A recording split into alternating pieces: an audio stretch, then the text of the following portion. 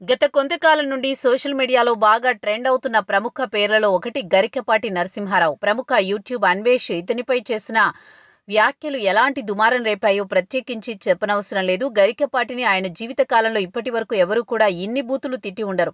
అంత అవసరం కూడా ఎవరికి ఉండదు. అన్యాయంగా గరికపాటిపై నోరు పారేసుకున్న అన్వేష్ పై జనాలు ఏ రేంజ్లో కోపంతో ఉన్నారు ప్రత్యేకించి చెప్పనవసరం లేదు.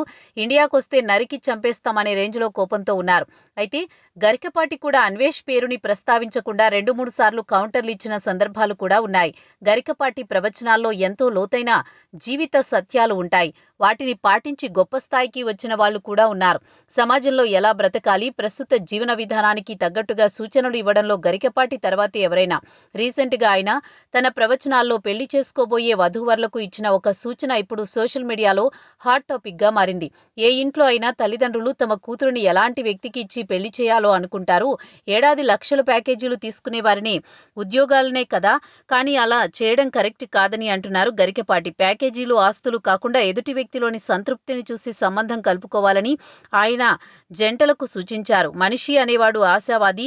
ఆశ ఉండడంలో తప్పులేదు. అత్యాశుంటే మాత్రం జీవితంలో ఎదురు దెబ్బలు ఎదుర్కోక తప్పదు. నెలకు 2 లక్షల రూపాయలు జీతం వచ్చినా సరిపోవట్లేదంటే అది అత్యాశే కదా. అందుకే ప్యాకేజీల మీద ఆరాలు తీయకుండా నీకు వచ్చే జీతంలో సంతోషంగా ఉన్నావా లేదా అని మాత్రమే అడగాలని, అప్పుడే వైవాహిక జీవితం సాఫీగా సాగుతుందని ఆయన వివరించారు.